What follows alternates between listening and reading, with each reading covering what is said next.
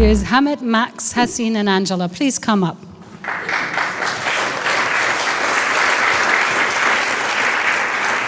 So Hasin, we've seen you earlier. Hasin Jahan, welcome to the panel again. And here we have another expert. Angela is a water expert, water stewardship manager at Worldwide Fund of Nature, WWF, you all know. So please welcome Angela Ortigara.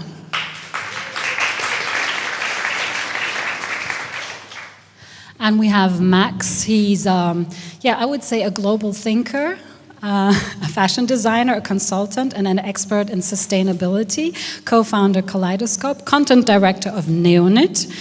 Welcome, Max Gilgenmann.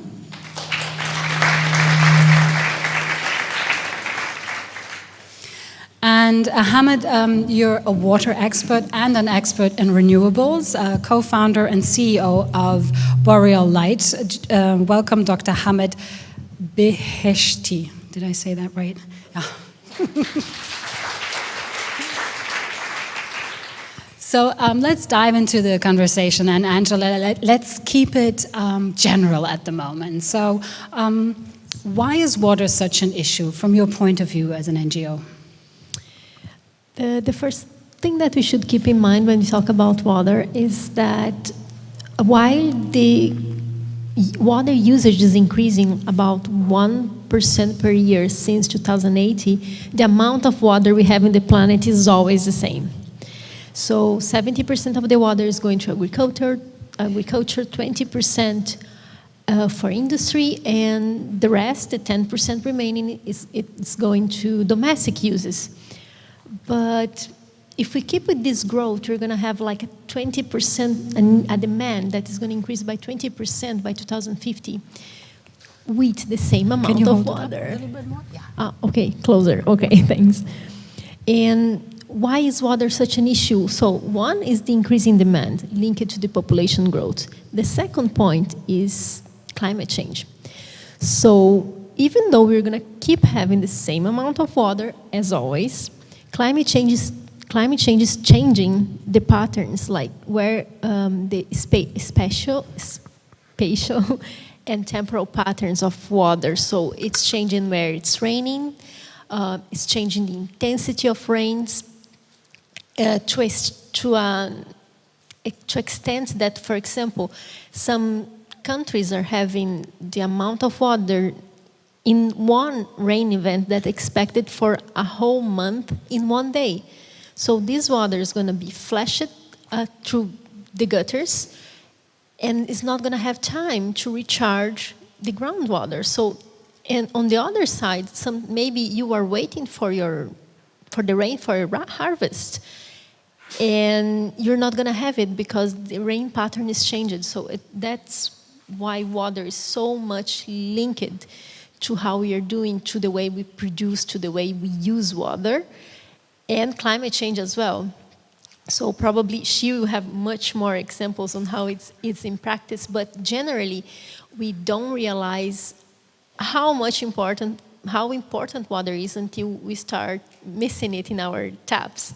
But water is everywhere in each single product we have. And then linking to that, for the fashion industry, and I'm gonna look at my notes, the previous speaker, she just said that it's the second polluter, and it's generating from 2 to 10% of the greenhouse gas emissions. So it's a chicken egg problem. So we are not only using the water and polluting the water, but we are also helping to the continuation of climate change. So there is the need to look into this sector to also support the way. Support is not maybe the right word. So to make the environment, to keep the environment healthy, so to keep the ecosystems healthy. So I don't know if it was general enough. No, water is an essence for life. And that's the simple one. And we will talk about how the WWF is raising awareness on water stewardship in just a moment. But Max, I would like to ask you, you focused on water at the most recent NEONYT. Why did you choose that topic? Well, because it is the essence of life. We all are made out of water, and everything we do is connected to water. Well, one of the reasons was also because I got aware that, for example, WWF is working heavily on this topic. There's now this, well, let's say, like new trend in the sustainable and in general fashion industry and textile industry, that is water stewardship becoming more and more important. So people don't just look at the CO2 footprint, they also look at the water footprint. And I think that helps to create a even more holistic view on what is important in terms of sustainability for to change the industry.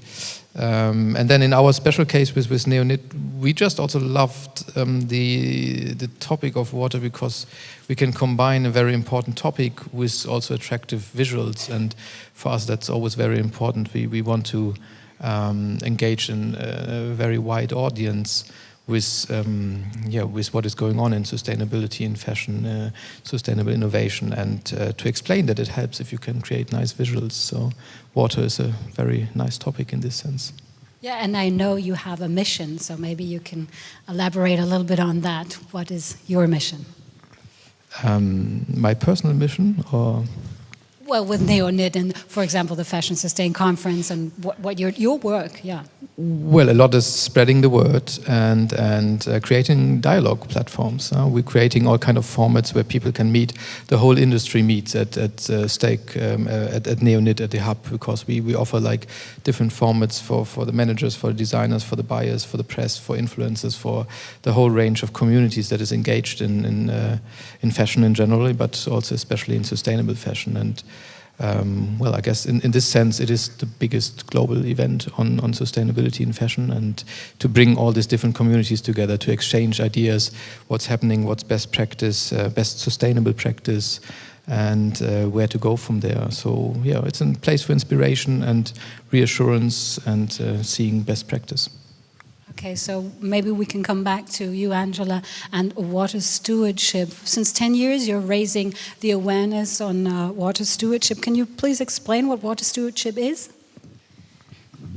Yes, so taking it from the simple aspect, think about a business. A business needs to understand what is the risk that they face, and then they need to take action for it. So probably you've seen in the table there, we have this tool that's the water risk filter that's going to help the business to assess their risk. So not only the risk in the basin, which means we are going to provide them with information on if there is water stress, water pollution, but also the risk in their operations and the risk for their reputations that certain basins can have. So they can assess their supply chain and check if the supply chain where they are operating, how they can then support the region in the water stewardship. So water stewardship is more to call for collective action. So you cannot be a clean fish in a dirty pond, because it doesn't make sense, right? You're very clean and your neighbors are just messing up with the water. So no, we want the brands and the companies to be aware of their risk and work together towards improving water management. It's not only the brands, it's not only the suppliers, but it's also helping the government to put in place the right mechanisms for wastewater treatment, for water usage, because we take the things from the river basin perspective. So you are in a river basin.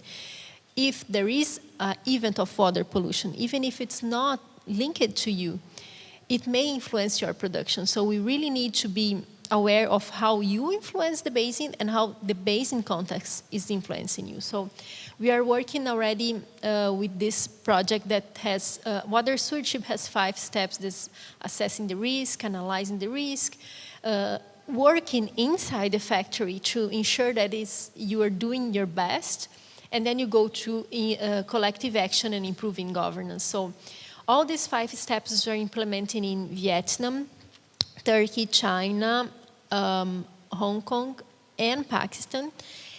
And so there are 5 different projects that have the same goal. They are not for the whole country, they are for special river basins, that were selected because they have the textile industry, because there is a water issue in those basins. And each project is in a different stage. But what we can see is that we can leverage the brands to support this work because it's on their interest to be better. Especially, I think that the consumers have a lot to play on that, so they want to not be seen as the bad guy in the basin.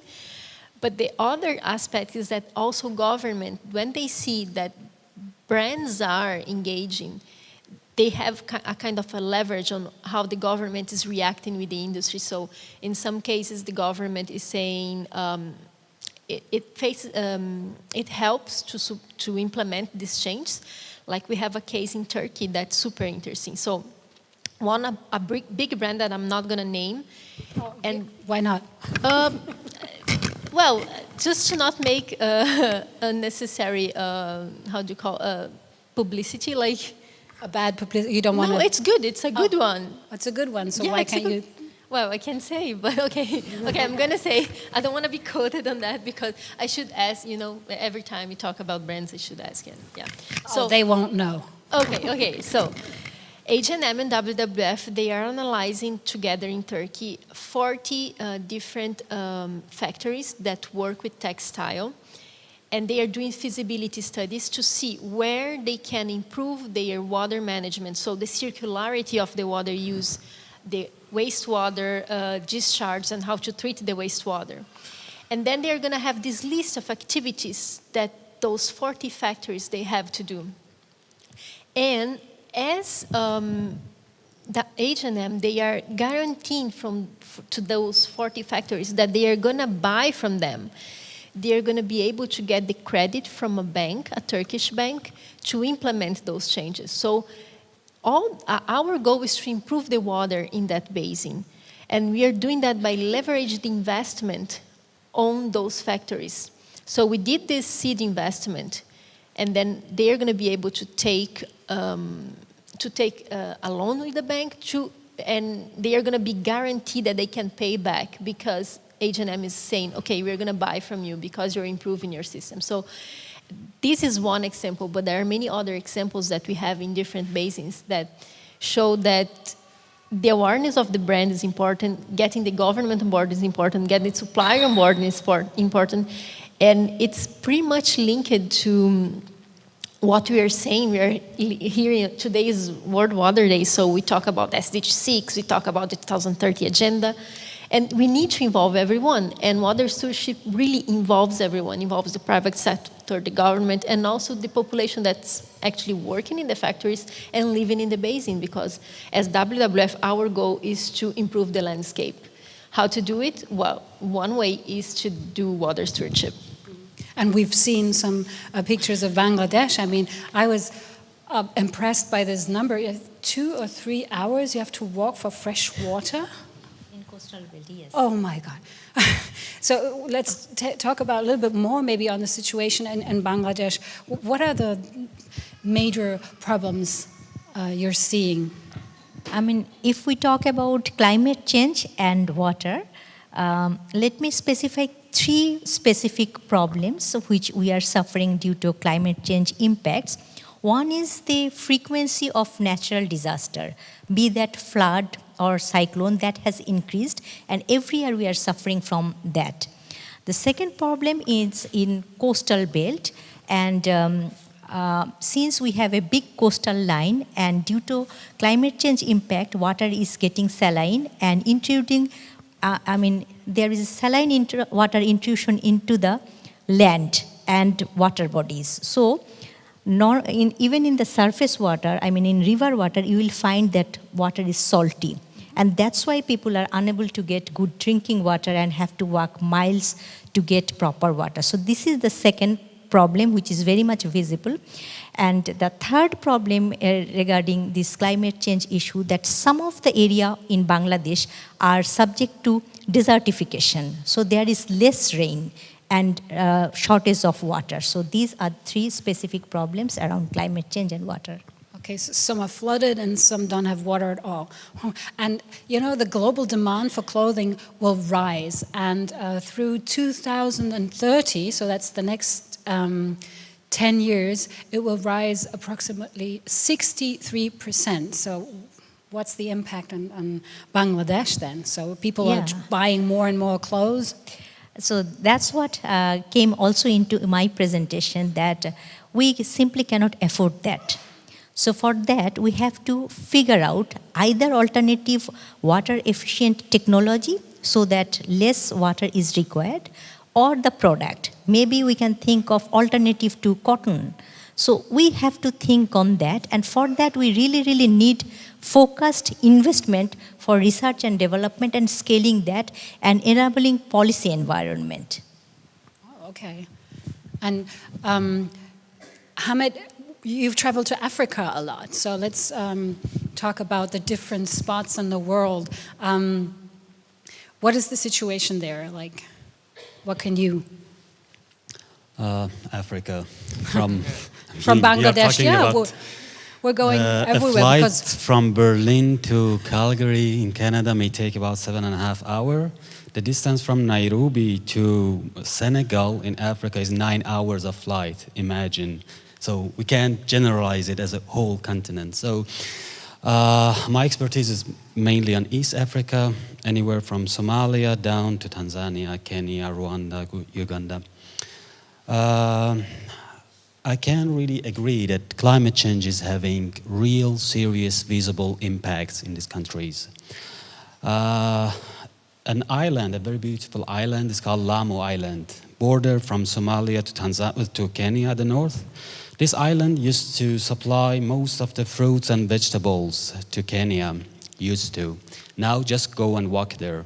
Most of the orange gardens, whatever different type of horticulture, agriculture, gardens, they are all dried out. Why? Salt intrusion into the boreholes, exactly what Hasina said. Salt intrusion into the borehole is one of the critical cases that we are observing in this region. And when we are talking about salt or other minerals that it makes water unpotable, or you cannot use it for irrigation, is not just salt. The point is, most of the people, they just think, okay, salt, that means ocean, just coastal area. No. I have now system in Nairobi, 600 kilometers far from the coast. I have system at the border with South Sudan. So that one is 700 kilometers far from the coast.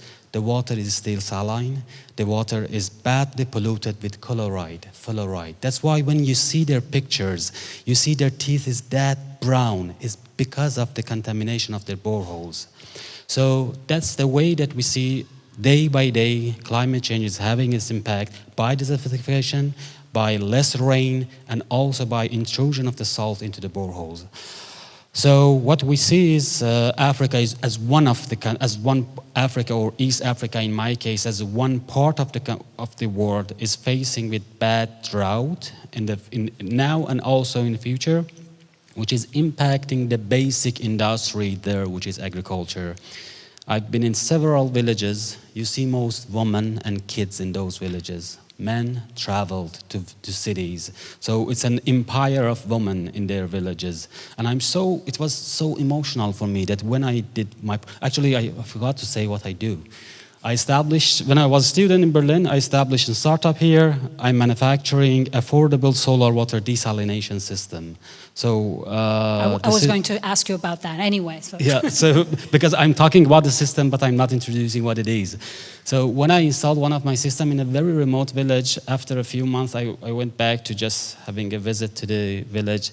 A lady came and with a very red eyes, she said, "You brought my husband back to my family." I said, "Sorry."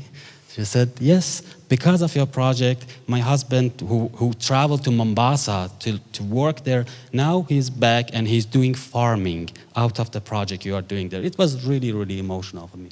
Yeah.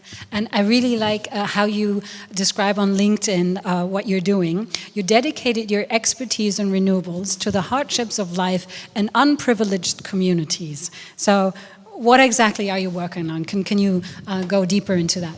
Okay. Most of these unprivileged communities means they are off-grid, no access to electricity. It's very, very common. Even if there is connection by the grid, you see the grid is passing there.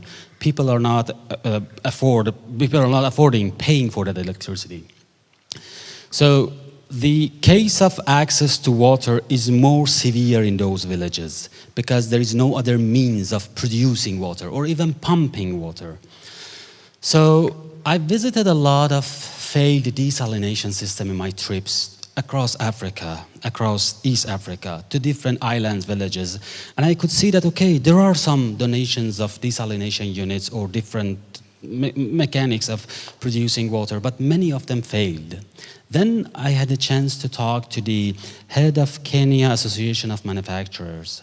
He said, out of the donation from US and Europe for the water treatment facilities just to Kenya, we are just talking about one country, 85% of the system donated by Europeans and Americans to Kenyans for water treatment have failed within the first 18 months of operation. 18 months, millions of euros wasted. The reason locals are incapable of working with these machines. They are super sophisticated. In all my speech, I give this example. The problem of water treatment facilities for unprivileged communities that I use it in my profile always is as if imagine a village, a rural village with rough roads getting to the village has a problem of transportation. What most of the companies, donation, developing organizations, they do, imagine they bring a Ferrari, Lamborghini. Okay, go and solve the problem of transportation. Does it work? No. The first day a lamp is broken, they cannot fix it. So they need a good Toyota, something good just to be able, rough enough and tough enough and also affordable enough. This was my mission, to bring an affordable, tough system to these communities that they can do the maintenance themselves. Now the system I'm manufacturing here in Berlin, in Marienfelde in Berlin, 80% of the maintenance can be done with one wrench, one screwdriver. They need nothing else. And this is not just word of mouth. This is a real practice across, as I said, from Somalia down to Tanzania, and also Kenya in the middle. So, and this system is running fully on solar. So it's a solar water desalination system, delivering drinking water from one side and irrigation water from the other side. And getting water directly from ocean. A lot of our projects, we are getting direct water from Indian Ocean in the islands that we are working, and also from boreholes. Salinity levels different, pollutions different, many of the chloride, fluoride contamination, salt contamination, bacteria, whatever. A lady here asked about wastewater. I guess that the lady with the hat, you asked about what happened with the waste. It is a very common case that what happens with the waste of, because imagine if you produce 100 liters, if you have 100 liters of raw water, in a best case scenario, you produce 70 liters and 30 liters waste. And we are talking about 100,000 liter water, that is raw water, so 30,000 liter waste in an hour basis sometimes. So we are doing three things that could be interesting for any industry. We are doing algae farming out of the wastewater, high resilient, high salt resilient algae farming. And what they do with that algae, they feed their cows, they feed their cattle. We are doing sanitation center. The wastewater is saline enough. It's really saline, it's not salinous, it's really saline. So we are feeding that water to the public toilet of the village, and the salinity kills the bacteria into the sewage system. So it doesn't let the toilet smell, and it's enough for all the washing purposes. We are setting up within the sanitation dishwashing. You know, the wastewater, if I have wastewater in my hand, you cannot recognize it by how does it look? Because it's very, very, very clean, just there is salt or chloride, whatever in it. So it's very clean water. They like to wash their dishes with it. We are also doing fish farming out of the wastewater of a desalination system. So these are all the round different type of techniques that we use for the wastewater. And this is within the same concept of circular economy. And the fashion industry was a new concept that Ali brought to us by Drip organization, and we are very, very passionate to get to it. We already gave a few design for different factories just to say that how can this system fit to that specific industry, but it is still very new for us, and at least in a continent like Kenya or like Africa or East Africa, it has not yet been even a case. So the need is more drinking, farming. Then the next step probably would be industrial use. Well, Drip by Drip says water is a human right. Shouldn't it be available for everybody, everywhere? What do you think? Absolutely, absolutely. What do you think? Of course, yeah. And, well, we talked about what actions are needed. And Max, you've just traveled to Africa, to Nairobi, and tell us some actions that the UN is taking.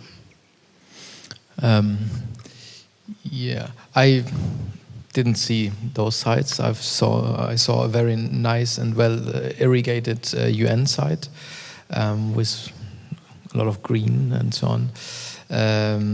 But also I heard a bit about, like, they had a dry season which was longer than normal, so already we had a bit of a notion of this climate change. Well, the UN, I mean, the reason why I was there was they just launched a Alliance for Sustainable Fashion. And to be honest, there's not an action plan yet.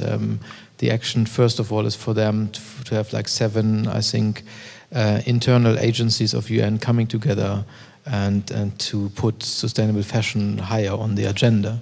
It's it's like World Bank, it's the environmental program, it's partnership programs, it's ITC, and I'm forgetting 2 or 3.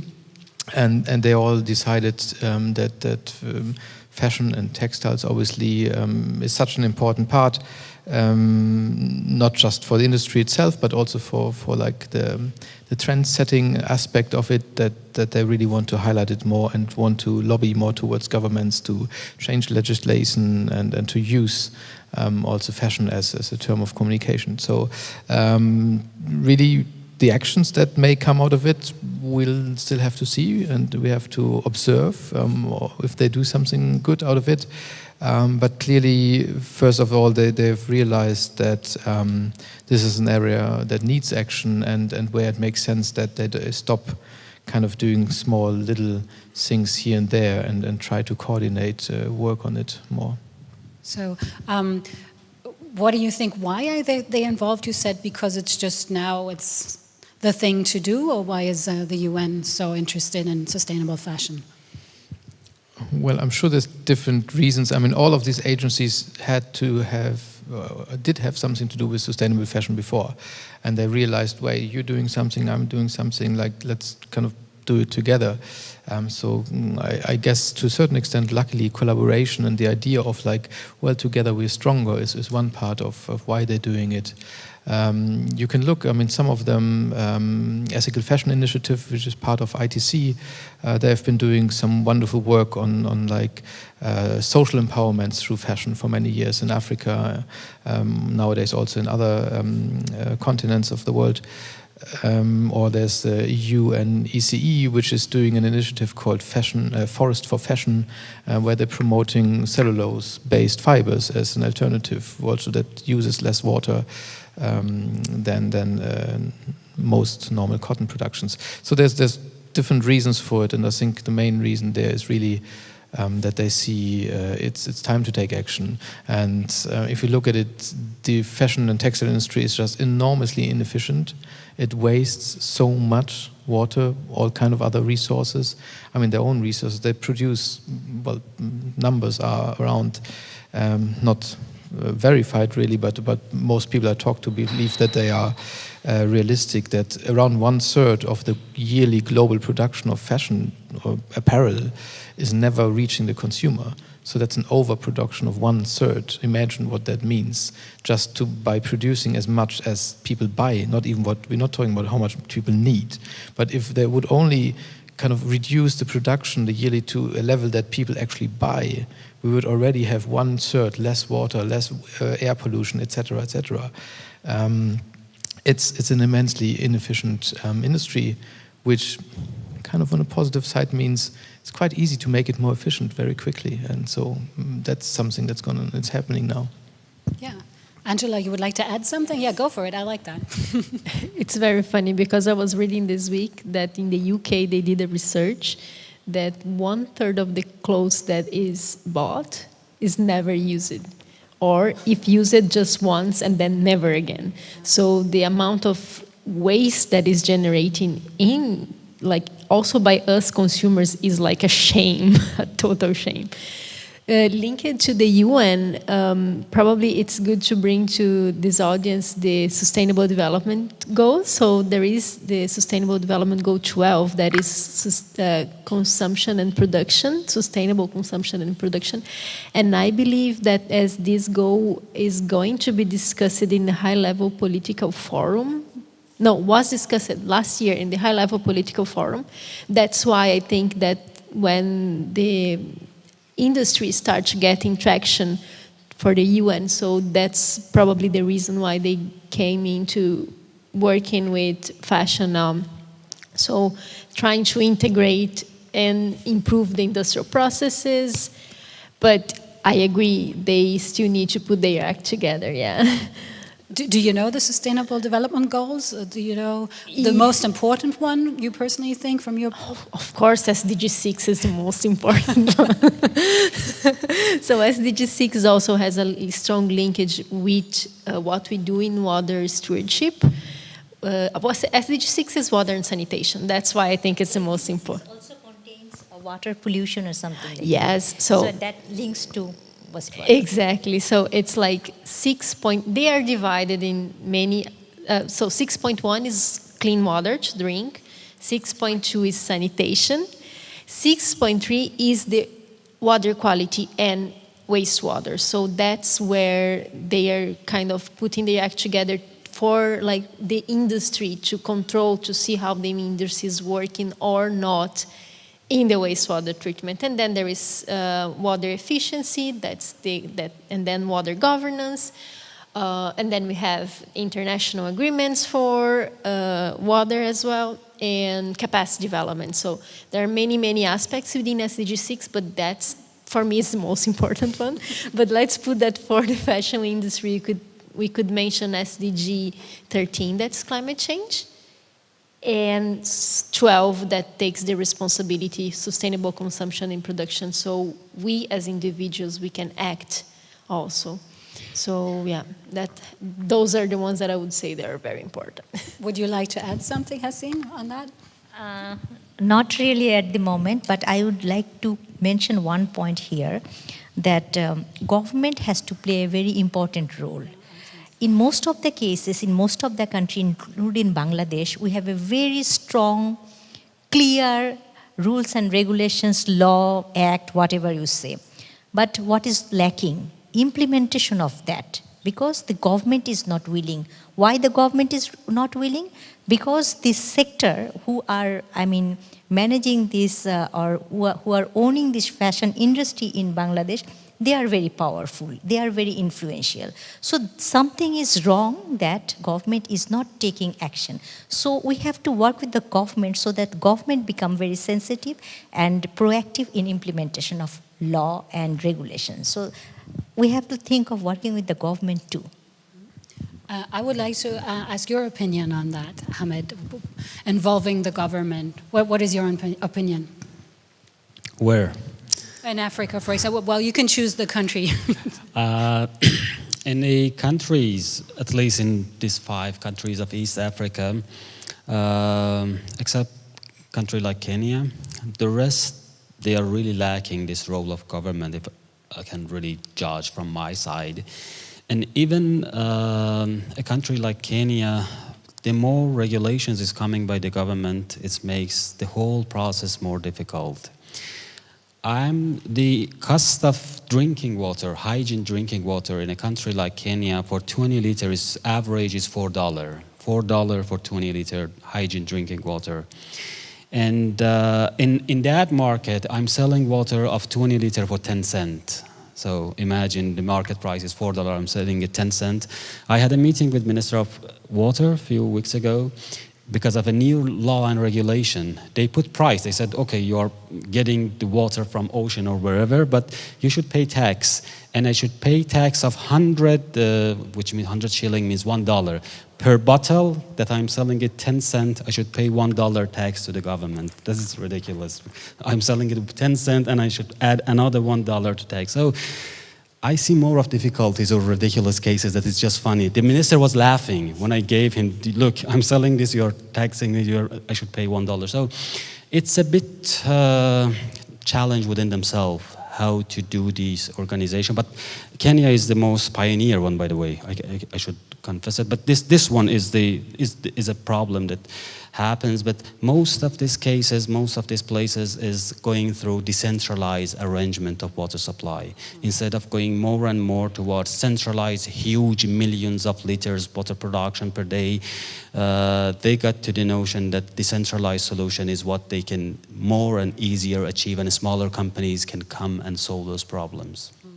Okay, so we've learned that the government has to be involved, but Angela, you already said that collective actions, for example, to involve the brands. You're working on a collective action at the moment, for example, with Chibu. I can say the name. Am I allowed?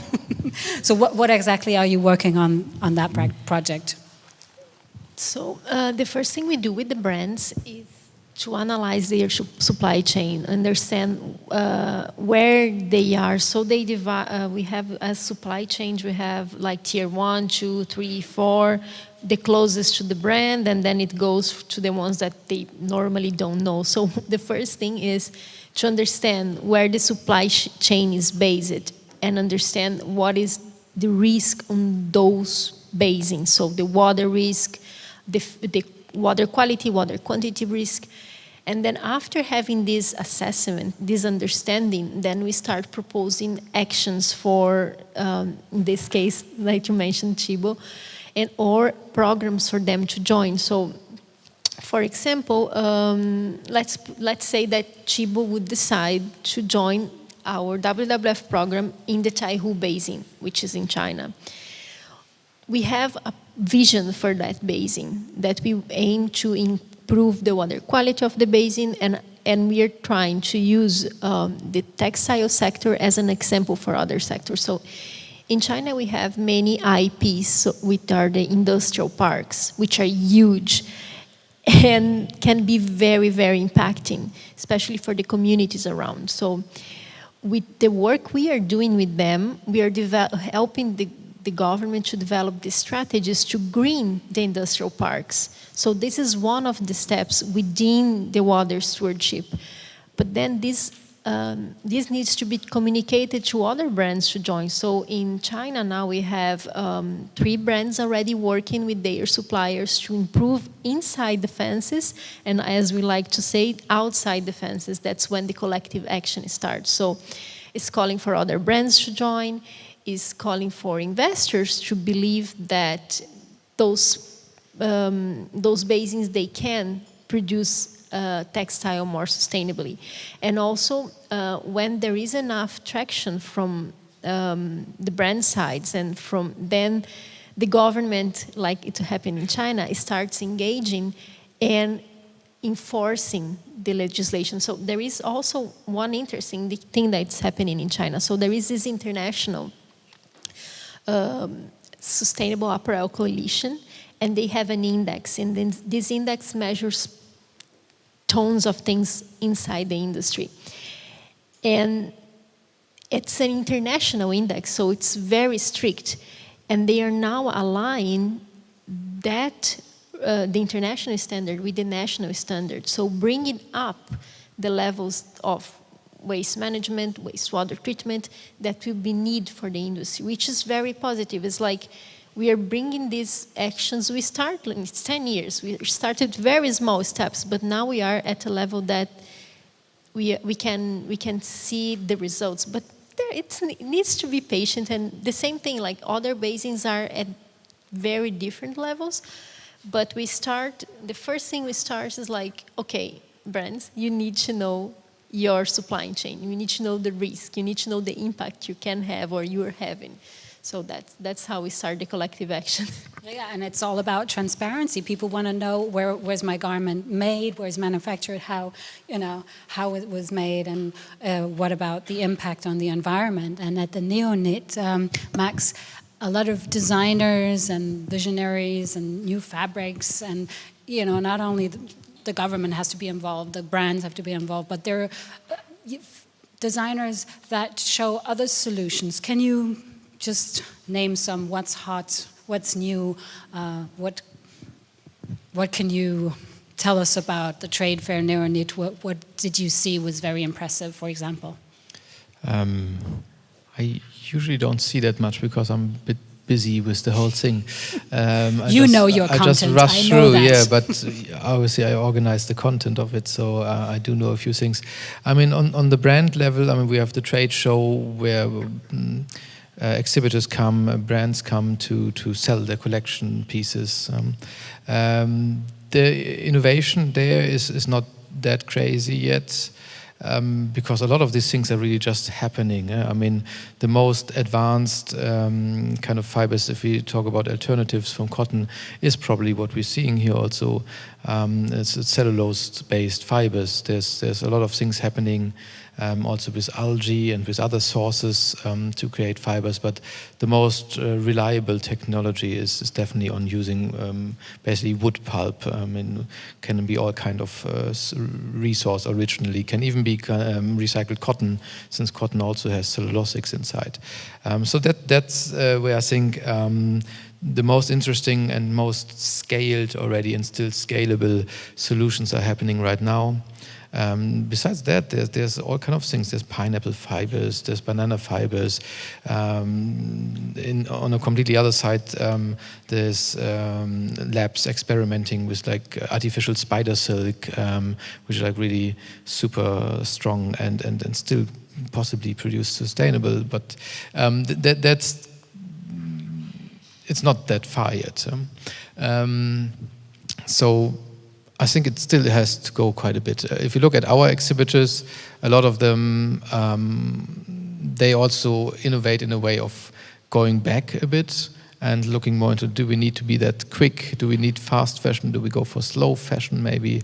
Or they look back into old fibers like hemp. That's Linen. getting quite a revival now. And where it's mixed. I mean, that's not in fiber innovation in the classic way. We know this fiber longer than we know cotton. It was there before and it's been used. It is approved as a good fiber. Just that for many different reasons, I don't know why hemp has gotten a bad image. And so technology around it, machines were not developed that would make it more usable and as soft and nice on the skin as cotton. And that is changing. There's been a few pioneers. One of our exhibitors, he's been working on this for like nearly 30 years now, I think, and developing machines further so you get thinner and finer yarns out of hemp. So that's kind of a bit more the other exciting way also to kind of look back, not to go back, but to use what has been there already and now use cutting edge technology to kind of apply it in a contemporary way. And still be fashionable.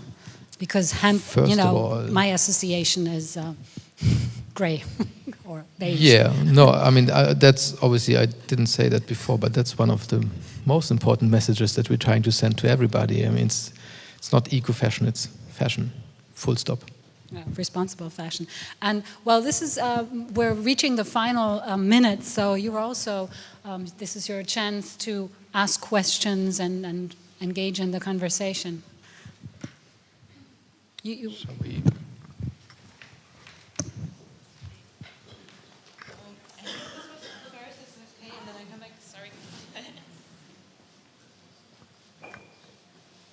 I love that. Many questions. Yeah. Hi. Oh, wow. Okay. Thank you all for your input. One of the questions I had was that it seemed to me, and especially from what Hasin said, that fashion is produced in countries which already suffer from water shortages, desertification, water pollution, and they don't have any mechanisms to counter that.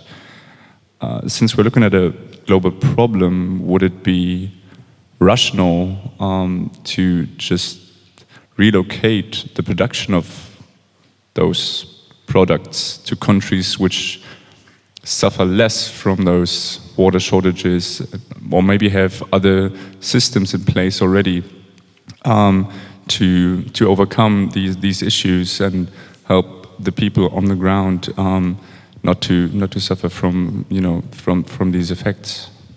So your question is, should we move the production back to Europe, or? Well, I didn't name any countries. I was just wondering, I mean, mangoes grow badly in Germany. Maybe fashion grows better here. I don't know. And who do you want to ask? Oh, just in general. In general? Okay.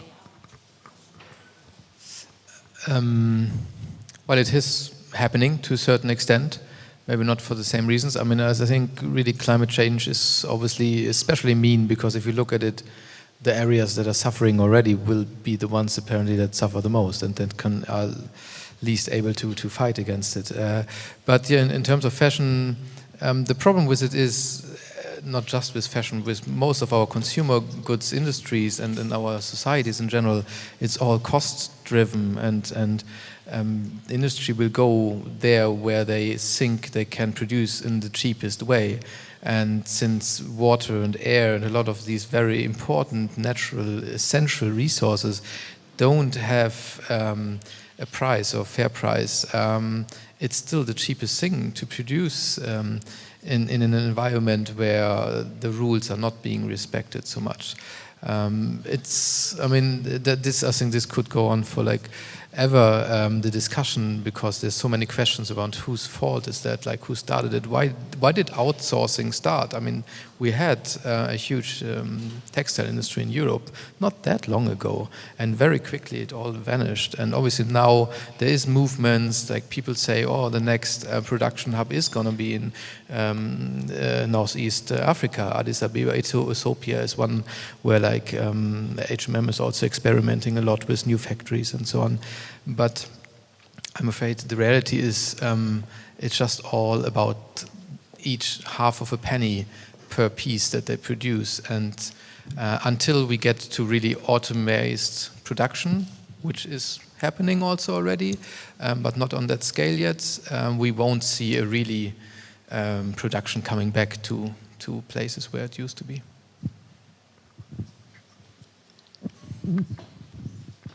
So clearly, there's a lot of pieces to the puzzle, and thank you for all doing your part and coming here. And it's like speaking to the choir. We all know that there's a problem, and we need to take responsibility.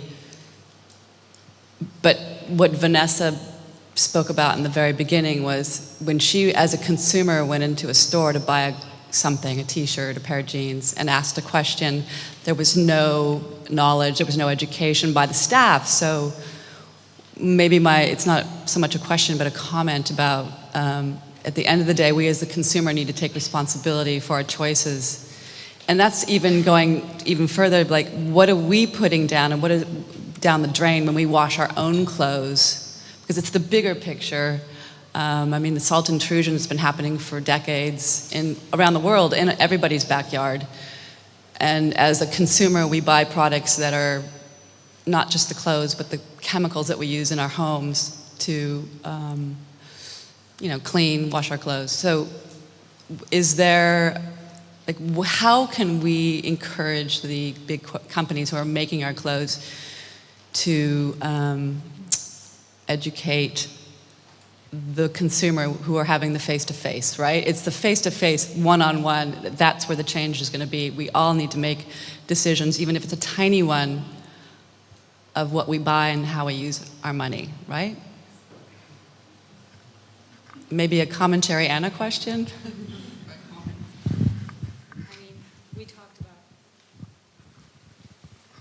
In the car we talked about also washing clothes. Like I've discovered that just hanging my clothes outside overnight, they're like fresh. If you don't sweat a lot, if it's not dirty, you just hang them outside. But there are problems in Bangladesh with this idea. But I think that because it's so humid. Yeah, consumers are the most important people to deal with. They can change the market because it's you as a consumer, you decide which one is to buy, which one is not. So, and you have the right to ask from where it is coming and the story behind this. So if the consumer is very much sensitive and they want to know the background, and if they reject, no, we will not be buying something which is not, complying XYZ, then the market system, overall market system may change. So that's one point. The second point is that if the consumer think that I will buy, say, organic shirt, and for that I have to pay more. So if the consumer decides to pay more, because they know that it is cost more, then the market will change and people will be interested, fashion industries will produce more and more organic t-shirts. So I think it's very important to educate and facilitate the consumers to understand and sensitize them then what is happening where and how to make decision of their own. Okay, so since we're, one more question? Okay. We have here one more question, and I would like to say this is the last question, and maybe afterwards because everyone can we have the opportunity to network in the end, so because we started late, sorry. Very briefly to Ms. Hasin, Jahan, you mentioned the parliament and the legislative decision-making processes, so what would you recommend or suggest what the legislation and the governments should do in order to, promote this idea? And maybe one question to Hamed Beheshti and to Angela. The German government developed a Africa strategy. Do you feel that German government could do more in order to, support and assist what you're doing? I mean, I know that the Development Aid Ministry and the Ministry of Science and Education do have projects in terms of sustainable development goals, but do you feel that they could do more in order to help your projects? Thank you. Okay, let me be very brief. For example, in Bangladesh, the regulation of wastewater is mainly handled by the Department of Environment. And this department is not very big, so they are having very limited human resources. On the other hand, there are 11,000 industries of different kind who are producing wastewater of different kinds. And now what is happening in reality, there are some good brands, for example, H&M. They are really, really complying all the, effluent qualities and etc. But there are local brands and industries also. They may not complying the same. So it is not possible always for, even though there are legislation, to monitor by the government that who is doing what and how much. So that is one area that can be improved. It's not that there is no law. Law is there, but practical implication and implementation of those laws, there are issues. And sometimes there are some influential industrialists, the law, agencies, they are also not very comfortable to reach to them and hold accountable to them. So those issues are also there. Just one short comment. I guess it doesn't help that a lot of the factories are directly or indirectly owned by politicians in Bangladesh. Regarding the German government support, absolutely. It has, at least in my work, it has played a very, very significant role, especially the German Chamber of Commerce in different of their offices across East Africa. But there is always room for further work and collaboration, especially when it comes to R&D of such works. Now there is one of the biggest sisal fiber factories in Kenya. They asked us to deliver water for them because they are producing fiber is exactly used for the fashion industry. And it's a new concept in this country. So it's been a request for us if we can deliver they need especially saline water, but not as saline as seawater. So just to reduce the salinity for them. So it's been kind of R&D for us, how to deliver it, at what level would be shiny enough, the fiber would be shiny enough to be attracted enough for the fashion industry. So especially these R&D things for small and medium-sized companies, they cost a lot, and that's where exactly German government is coming in and helping startups, small, medium companies to do the R&D for the benefit of the company and the benefit of the industry. Okay, so we have one last question, and we're going to publish this question. It's your statement, so your personal statement, and please make it short. What is most important? What can we do to save our natural water resources? I think we should promote, as I mentioned, that water efficient technologies and products, and we have to promote recycling and reuse of wastewater, and for that we need adequate investment and at the same time conducive policy environment. I can repeat that, right? It's going to get hard by the end to have something new. So I'm going to focus on the consumers, even though I believe there is government and industrial responsibility and the brands. I think they're doing a good job, and one brand is going to push the other, and I'm happy about that. But as a consumer, I believe we need to know the water hidden in the products, meaning in your food or your clothes, in all the products you have, and know where it's coming from, and then maybe decide if that's where you want to put your water. Shower with a friend. I think it's an option. But in general, I would like to put another side to it. I think kind of people empowerment to make communities, especially local communities, more aware of how the water usage is influencing, and like what does it mean if you're drilling down there, if you're getting out things. So at the end of the day, I see first of all a really high importance on education to make as many people as possible aware of, if you continue a certain process for a longer time period, then you will have big problems, and that most of the people then in the areas that are most affected, they don't have this awareness, and they take out water today because they need it, but nobody is telling them what that means in 1, 2, 3, 4, 5, 10 years. So that's a huge problem, I think. I see nothing more key than circular economy in the water sector, both for industries and normal users at home. If the circular economy in the water sector happens, it's exactly reduce the waste and better use, responsible use of water. Thank you very much for your input. So we've just got an introduction to the main risks concerning the usage of water in the production of fashion, and we also talked about some promising approaches like showering with a friend. I love that. And a more sustainable water usage. Thank you, everyone, for your input. You can stay.